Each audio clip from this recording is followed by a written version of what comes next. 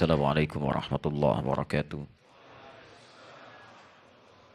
Baik, saya mencoba membahas bab ini karena kita sudah agak mulai pada pembahasan-pembahasan yang cukup hangat. Jadi saya lebih melengkapi bahasan-bahasan dengan referensi yang cukup lebih serius. Tadi dikatakan saya mencari beberapa hal, ya, saya mencari hal-hal yang cukup bisa menguatkan pembahasan kita hari ini. Sampai kemudian saya keluarkan beberapa bagian yang sangat penting. Termasuk saya coba lihat artikel-artikel yang banyak semarak di media sosial, baik yang ditulis oleh pro dan yang kontra. Setiap disebutkan kitabnya, saya mintakan pada murid kami untuk mencarikan kitabnya, untuk mengecek apakah yang ditulis sama dengan kitabnya atau tidak. Dan nanti saya tunjukkan kepada Anda ada sesuatu yang menarik antara tulisan dengan isi kitab. Dan sebagian dari itu telah kami juga keluarkan dari tulisan-tulisan. Ini kurang lebih nanti ada 15 halaman. Baik yang pro ataupun kontra dengan kesimpulan dan turunan hadis-hadisnya. Ini masih asli, masih berbahasa Arab ya. Ada yang berbahasa Arab, ada juga yang berbahasa Indonesia. Nanti saya coba satukan kesimpulannya, mudah-mudahan bisa nanti Anda dapatkan dan bisa dibaca kembali. Baik, pembahasannya kita coba runtutkan supaya lebih terukur bahasan kita. Supaya lebih paham gambarannya dan menghasilkan kesimpulan maksimal. Kita boleh punya pendapat dalam persoalan ini, baik pro ataupun kontra. Tapi bahasan kita hari ini bukan ingin menguatkan yang pro atau ingin menolak yang kontra, tapi membuka wawasan bagaimana hukum itu bisa ditenun dengan keadaan yang lebih baik, wawasan yang luas sehingga Anda bisa menyimpulkan, oh ini rupanya seperti ini pandangannya. Kalau yang pro begini, kalau yang kontra begini. Dari pengetahuan inilah Anda silahkan nanti bisa menyimpulkan dan mengikuti mana yang ingin Anda pilih sesuai dengan wawasan-wawasan yang ditampilkan dalam kebolehan ranah syariat, Al-Quran, dan Sunnah. Sepakat sampai sini? Baik. Tapi ingat, kesepakatan kita masih ditenun dengan kalimat yang sama. Jangan sampai perbedaan kita dalam menyikapi satu persoalan menjadikan kita kemudian terpecah belah dan tidak saling segur sapa. Paham? Baik. Kita mulai bahasan kita. Bismillahirrahmanirrahim. Kelihatan insya Allah? Belum. Alhamdulillah, normal ya. Baik. Dahsyat. Baik, bismillah. Kita mulai dengan beberapa poin dulu ya. Kita turunkan abstraknya seperti apa. Kita keluarkan definisinya dulu. Jangan-jangan banyak membahas tentang musik tapi nggak sepakat definisinya apa. Atau jangan-jangan kata musik gak pernah disebut di zaman Nabi, tapi disebut dengan istilah-istilah yang berbeda. Setiap ada perbedaan istilah, diksinya akan menuntut kita untuk memahami sesuatu berdasar kalimatnya, bukan berdasar pemahaman kita. Dari sini kita turunkan kemudian peristiwa di zaman Nabi-nya. Dari sini kita keluarkan dalilnya. Dari dalil kita keluarkan pendapat ulamanya. Dari pendapat ulama kita turunkan perbandingan mazhabnya. Dari perbandingan mazhab atau pendapat ini, kita turunkan kemudian tarjihnya. Mana yang paling kuat di antara pendapat ini. Dari tarjih ini muncul kesimpulan. Dari kesimpulan ini baru masuk pada pilihan. Dari pilihan ini, disitulah Anda menentukan pilihan sesuai dengan konteks pembahasan yang kita bahas. Jadi ada 1, 2, 3, 4, 5, 6, 7, 8, 9 poin yang kita bahas. Dan cukuplah di sini ada beberapa SKS untuk bisa membahas ini. Ya. Baik. Fokus baik-baik. Nah ini pembahasannya masih 9 poin ini. Ya, Anda nggak bisa tiba-tiba melahirkan kesimpulan. Apa itu musik hukumnya? Haram. Nggak bisa. Halal. Tidak bisa. Mohon maaf. Kalau Anda sempat kuliah di beberapa kampus di Timur Tengah. Misal, baik di Mesir Al-Azhar, di Libya kuliah dakwah, di Tunisia Zaituna misal, ataupun di Maroko Ibn Tufail dan sebagainya, itu soal kalau ujian, kadang-kadang cuma 1. Tapi 1 itu jangan dikira mudah untuk menjawab. Apa hukumnya musik? Anda jawab haram, nilainya 0. Jawabannya mesti diurutkan dengan 9 poin ini. Apa persoalan musik itu? Apa definisinya? Bagaimana peristiwanya? Apa dalilnya? Apa pendapat ulama tentang dalil ini? Bagaimana perbandingannya? Bagaimana tarjihnya? Apa kesimpulannya? Setelah itu apa pilihan Anda di situ? Setelah itu baru dapat nilai. Bisa 10 halaman satu soal. Nah, sekarang kita turunkan dulu. Persoalan abstraknya dalam fikih ikhtilaf ditemukan dalam khazanah pemikiran Islam sampai dengan kondisi kekinian. pandangan-pandangan berbeda tentang hukum musik. Sebagian secara garis besar itu bisa dibagi dua bagian. Ada yang pro, kita katakan, dalam pro artinya ini membolehkan musik dalam praktek kehidupan. Boleh. Ini pun ada dibagi dua bagian. Ada yang membolehkan dengan syarat-syarat atau kondisi tertentu. Boleh terikat. Ada juga yang cukup ekstrim kubunya, boleh tak terbatas. Artinya boleh saja, tanpa ikatan. Boleh mutlak. Ada lagi di sini yang kontra terhadap musik. Ya, kontra di sini artinya tidak mendukung yang pertama tadi. Ini pun kemudian kita turunkan menghadirkan hukum haram. Haram ini pun dibagi dua lagi. Ada haram yang mutlak. Mutlak haram. Gak boleh sama sekali. Jadi kalaupun dikatakan musik haram hukumnya. Ini sudah qat'i. Gak boleh. Ijma' dan sebagainya. Nah, ini hukum yang pertama. Yang kedua, haramnya haram terikat. Ya, jadi tidak mutlak. Muqayyad. Dalam keadaan tertentu ada yang tidak diharamkan. Ada pengecualian di sini. Terikat. Nah, kita lihat. Dari dua hal ini, baik yang pro membolehkan dengan dua turunannya, ataupun yang kontra, kemudian dengan dua turunannya, haram dengan dua turunannya, yang jadi persoalan, perbedaan pandangan dari ulama ini, yang sebetulnya sudah tuntas bahasannya, dimunculkan lagi dalam setiap perkembangan zaman, disampaikan kepada kalangan awam, dan awam tidak memahami bagaimana ulama menyimpulkan hukum. Tahu-tahu sudah mendapatkan keterangan dari guru-guru tertentu yang mengajarkannya. Yang ikut pengajaran di sini maka menyimpulkan boleh, yang ikut di sini menyimpulkan haram. Yang persoalan terbesarnya kadang-kadang karena keinginan kuat untuk memegang pendapat, yang ini tidak pernah membuka dalil-dalil yang ini.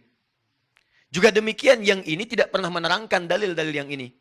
Atau persoalannya ketika menerangkan yang ini, yang dikuatkan yang ini saja, sementara yang diambil di sini yang lemah-lemahnya. Sama yang ini juga diambil di sini yang kuat-kuatnya, kemudian di sini ditampilkan yang lemah-lemahnya. Yang jadi masalah, timbullah kemudian kebingungan di kalangan awam, yang jadi persoalan dari bingung ini jadi perbedaan, lebih persoalan lagi dari perbedaan ini jadi perselisihan. Yang lebih masalah lagi dari perselisihan ini sampai tidak tegur sapa. Yang lebih hebat lagi, ada murid yang bisa menilai guru. Siapa gurunya? Menghalalkan musik ya? Beda manhaj. Masya Allah. Siapa gurunya? Mengharamkan musik ya? Bukan golongan saya. Masya Allah. Lantas golongan siapa? Ini jadi masalah. Karena itu, pagi ini kita coba bahas urai dengan maksimal dua persoalan ini. Kita hadirkan turunannya. Kenapa ada yang pro? Apa dalilnya?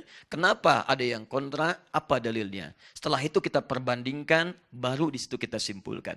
Jelas sampai sini?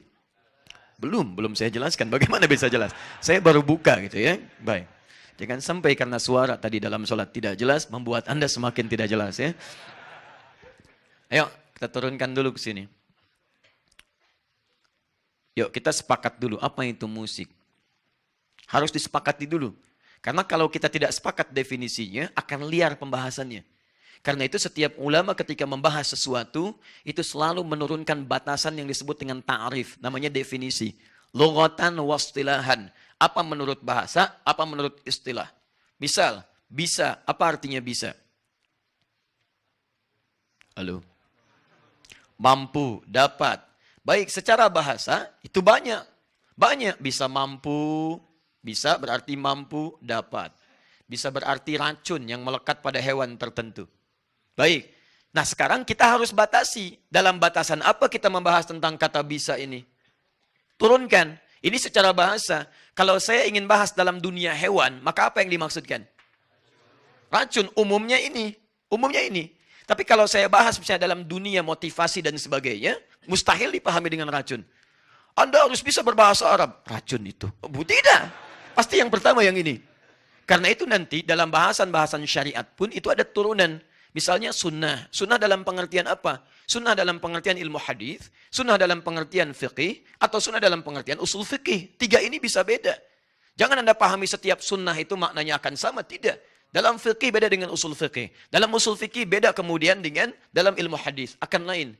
Nah sekarang persoalannya, ketika Anda membahas tentang musik, apa definisi musik yang dimaksudkan dalam hadis-hadis Nabi Sallallahu Alaihi Wasallam dan ayat-ayat Al-Quran? Jangan-jangan tidak seperti yang kita gambarkan sekarang. Nah untuk melacak itu semua, kita keluarkan peristiwa yang terjadi di masa Nabi, supaya Anda paham menghukuminya. Ini yang dimaksudkan di masa Nabi. Jadi kalau turun ayat, atau hadis, atau peristiwa, jangan diukur dengan masa kita dulu. Kembalikan dulu pada peristiwa dimaksud, baru kita paham maksudnya apa. Jangan Anda ukur proses pernikahan Nabi dengan Sayyidah Aisyah dengan konteks adat kekinian. Masuk dulu ke suasana masa Nabi. Bagaimana kebiasaan orang pada saat itu di muka bumi. Bukankah di Eropa terjadi pernikahan dengan anak-anak kecil juga? Bahkan ada yang 6 tahun, ada yang 7 tahun, ada yang 8 tahun. Dan itu terus berlangsung. Jadi bukan hal kemudian yang aneh kalau Nabi menikah dengan Sayyidah Aisyah dalam usia yang sangat dini. Dan kemudian dipergauli dalam masa ketika masa haidnya muncul. Artinya apa? Kebiasaan itu sudah jamak terjadi. Tapi Nabi memberikan satu contoh yang dahsyat dengan turunnya bimbingan dari Allah. Apa itu? Pernikahannya bukan ingin menyalurkan hasrat seksual semata di situ, tapi ingin membuka pelajaran ke umat di masa depan. Kenapa Nabi diminta menikahi Sayyidah Aisyah? Ternyata salah satu hikmahnya, karena beliau punya kemampuan, kepintaran yang luar biasa, cepat menangkap pembahasan, sehingga ketika dinikahi oleh Nabi, tujuan utamanya untuk mengambil pelajaran dari Nabi semaksimal mungkin. Karena nanti ada fikih-fikih yang tidak bisa disampaikan langsung oleh Nabi pada kalangan perempuan khususnya. Dari mana mengambilnya? Sayyidah Aisyah. Fikih dalam keluarga Nabi. Tidak semua sahabat bisa masuk ke rumah Nabi. Siapa yang bisa menerangkannya? Keluarga terdekat Nabi. Ternyata Sayyidah Aisyah disiapkan. Setelah Nabi meninggal, beliau menjadi pengajar. Adakah Sayyidah Aisyah melahirkan keturunan? Tidak. Karena yang disiapkan dari situ adalah proses transformasi dan transfer pengetahuan pada generasi setelahnya. Nah kalau Anda baca seperti ini, bisa lebih paham kita dalam memahami hukum. Sekarang kita bahas bagaimana keadaan, masuk ke bab ketiga untuk menentukan ini. Keadaan di masa Nabi SAW, termasuk umat jahiliyah, sehingga kita dengan itu bisa mengetahui definisi musik dengan lebih baik. Bismillah. Saya izin hapus dulu ya, yang ini. Bapak dan Ibu sekalian, teman-teman yang mulia, orang-orang jahiliyah secara umum memiliki 3 aktivitas utama. 1, di antara mereka ada yang kesibukannya itu berdagang, tijarah. Orangnya disebut tajir. Di tajir itu artinya pebisnis. Masya Allah, tajir, Masya Allah. Padahal misalnya dosen, bukan ya. Tajir itu bahasa Arabnya pengusaha. Cuman karena banyaknya dulu orang berusaha menghasilkan harta yang banyak, sehingga disebut sebagai orang kaya. Tajir, tijarah. 1, tijarah. Usaha. 2, ada di antara mereka yang aktivitasnya, terlibat dalam perdukunan, kahana, dan sihir. Sahar. Perdukunan, kahana, dan sihir. Pekerjaannya bikin-bikin mantra, ya, kemudian bikin jimat-jimat dan sebagainya. 3, ini poinnya. Ada di antara mereka yang kesehariannya itu memang sebagai pujangga, penyair, artis. Bikin syair-syair. Disebut dengan syair, jamaknya syu'ara. Bikin syair. Awas, syair itu bukan sekedar puisi, nanti kita turunkan. Nah, semua aktivitas di masa kehidupan jahiliyah ini, inilah yang kemudian mendapat respon dari Allah Subhanahu wa taala dengan mengutus Nabi Muhammad sallallahu alaihi wasallam dan membekali beliau dengan Al-Qur'an untuk mengobati, lihat baik-baik, realitas sosial, masalah-masalah yang muncul di kalangan jahiliyah dengan 3 aktivitas utama ini. Misal, mereka berdagang, kadang-kadang sering banyak curang dagangnya. Ada riba misalnya. Ketika riba dipraktekkan pada saat itu, turun kemudian ayat-ayat dari Al-Quran untuk merespon praktek riba. Turunlah Quran misalnya, surah kedua Al-Baqarah, ayat 275 sampai dengan 200 misalnya 79-nya. Ketika mereka curang dalam timbangan, turun Quran satu surah Al-Mutaffifin, Wailul lil Mutaffifin, turun. Di ayat-ayat Quran umumnya turun untuk merespon aktivitas-aktivitas yang menyimpang di masa kehidupan itu. Atau mengakui yang baik-baik yang bisa dipertahankan. Bisa teruskan teman-teman. Kahanah misalnya, perdukunan, praktek sihir. Ketika kemudian itu terjadi, turun ayat-ayat membantah tentang sihir.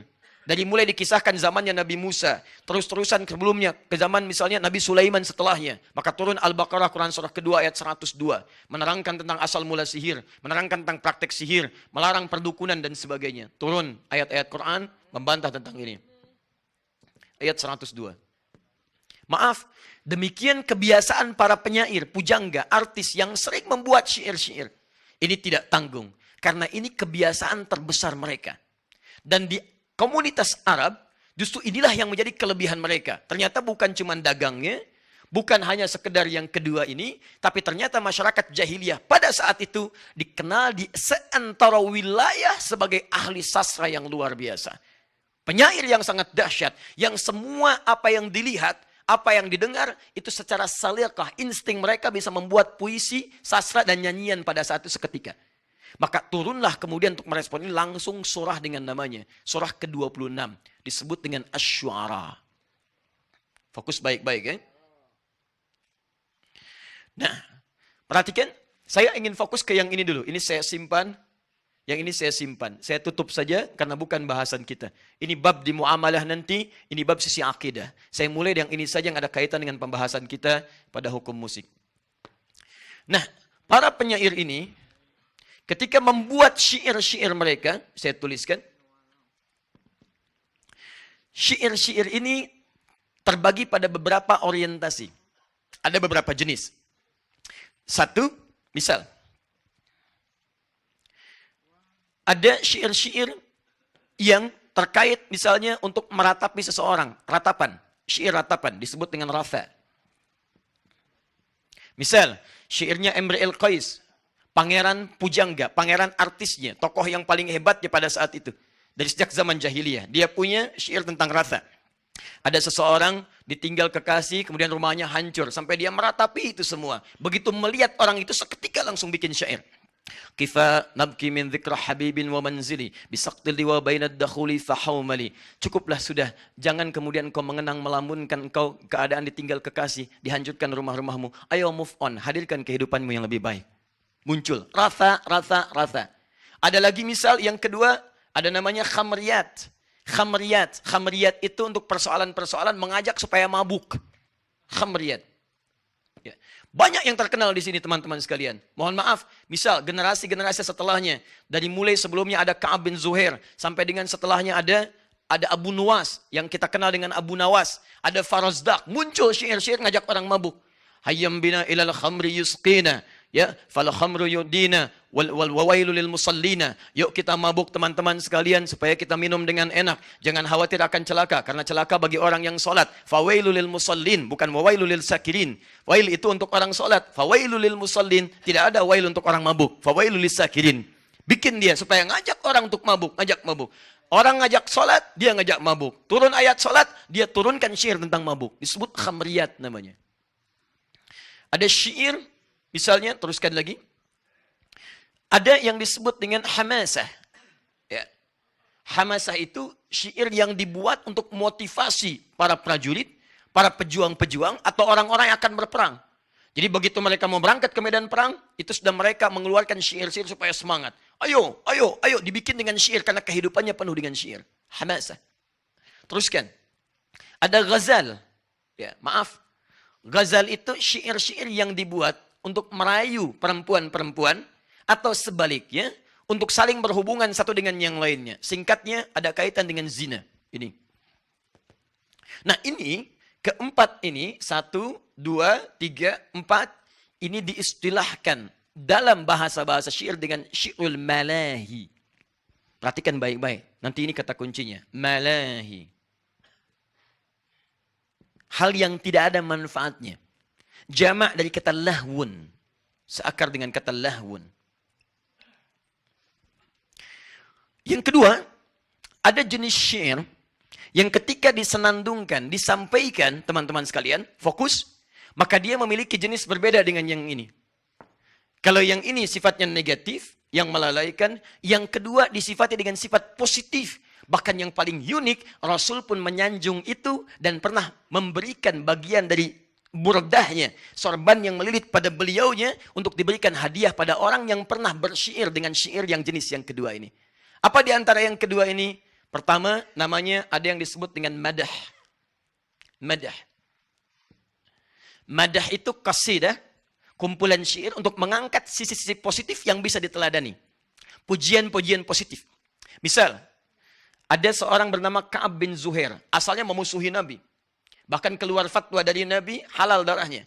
Kemudian setelah itu dia bertobat, ketika mendengar itu dia bertobat, memperbaiki keadaannya. Cuman dia tidak bisa merubah karakternya karena tabiatnya seorang penyair. Penyenandung dia.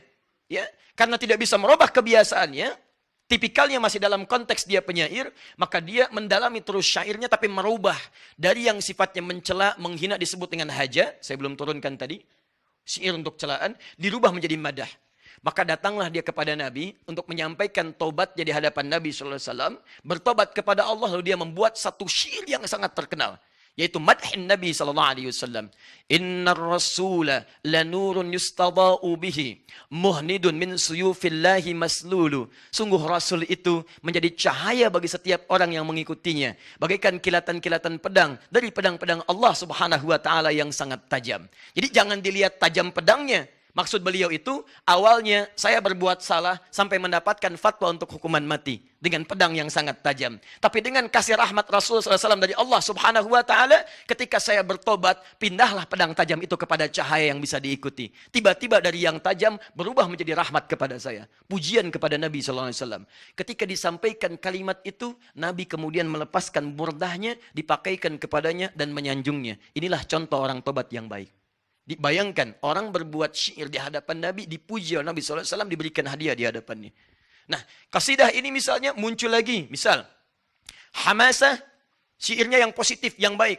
Pernah dengar kalimat ini? Tala'al badru alaina min thaniyatil wada'i wajaba syukru alaina bada'a lillahi da'i. Pernah dengar itu?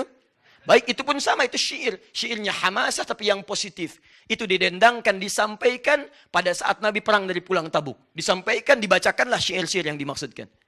Ada lagi yang memuji-memuji alam. Misal, mohon maaf, ketika Anda melihat misalnya suasana musim semi, pohon-pohon mulai bagus, tumbuh bunga-bunga, tiba-tiba muncul kemudian kalimat-kalimat yang indah. Atakar rabi'u. Masya Allah. Atakar rabi'u yakhtalu dhahika minal husni hatta kada an yatakallama. Hei, musim semi telah tiba. Bunga-bunga mulai muncul. Saking merekahnya kalau Anda lihat seperti orang-orang yang tertawa. Madah. Biasa. Positif nilainya. Nah, yang saya maksudkan, dari suasana ini ketika mereka membuat syair, Bapak dan Ibu sekalian, turunlah ayat Al-Quran untuk menyikapi dua jenis syair ini. Turun Quran surah ke-26 Asy-Syu'ara, ayat 224 sampai 227. Disebutkan langsung dua golongan ini. Satu dicela, satu dipuji. Mana yang dicela? Golongan yang pertama ini. Turun Quran surah 26 ayat 224-nya. Wasyu'ara'u yattabi'uhumul ghawun. Dan para penyair itu, para pujangga itu, para penyenandung, para penyanyi itu, umumnya seringkali larut dalam kesesatan. Larut dalam kesesatan. Alam tara annahum fi kulli wadin yahimun. Tidaklah engkau perhatikan kalau mereka mau mencari inspirasi-inspirasi, kadang-kadang datang ke lembah-lembah pada saat itu. Yang dimaksud lembah kalau sekarang tempat yang sepi, sunyi, mojok-mojok, nyari lirik gitu kan. Ya lama nggak ada kerjaan, nggak silaturahim, nggak ngerjakan yang baik-baik, nggak mengerjakan yang manfaat, tidak ada aktivitas, hanya untuk mendapatkan lirik saja. Kadang-kadang lampu sudah nyala, dia sengaja matiin. Kalau kita kan mengharapkan nyala, mic nyala, itu yang kita harapkan. Dia enggak, mic dimatiin. Kenapa dimatikan? Mencari inspirasi. Lama. Sehingga kadang-kadang melalaikan hal yang bermanfaat. Bahkan sholat kadang tertinggal. Bahkan aktivitas kadang tertinggal. Itu dicela oleh Quran. Dan hebatnya ketika turun ayat-ayat positif, ayo sholat, dia turunkan ayat mabuk. Ayo kita ibadah, dia turunkan ayat untuk hal-hal yang tidak bermanfaat. Malahi namanya. Maka ini yang dicela oleh Al-Quran. Turun ayat, kemudian menjelaskan kebiasaan mereka dan mencela perbuatannya. Tapi lihat baik-baik. Begitu masuk ke ayat 226, ayat 227, akhir dari ayatnya, ini poinnya. Langsung ke ayat 227-nya. Illalladzina amanu. Tapi ada di antara para penyair itu, para pujangga penyenandung itu orang-orang yang beda dengan yang pertama. Dia gunakan syair-syairnya, dia gunakan lirik-liriknya, amanu untuk menguatkan imannya kepada Allah Subhanahu wa taala. Wa amilus shalihat, justru syairnya dia munculkan untuk melahirkan amal-amal saleh. Wa dzakarullaha katsira, dan mereka justru menjadikan syairnya untuk menjadikan orang ingat kepada Allah Subhanahu wa taala. Masya Allah, dipuji oleh Quran, wantasaru min ba'di ma zulimu, dan mereka mendapatkan kemenangan setelah banyak mendapatkan penyiksaan-penyiksaan dari yang lainnya. Teman-teman, ayat 227 ini justru menampilkan hal yang berbeda. Yang ini mencela, yang ini memuji dan mengangkatnya. Ini penolakan, ini pengakuan. Sekarang persoalannya, apa hubungan dengan musik? Nah, Anda mesti tahu bahwa syarat untuk membuat syair itu, disebut sebuah syair, syaratnya 4.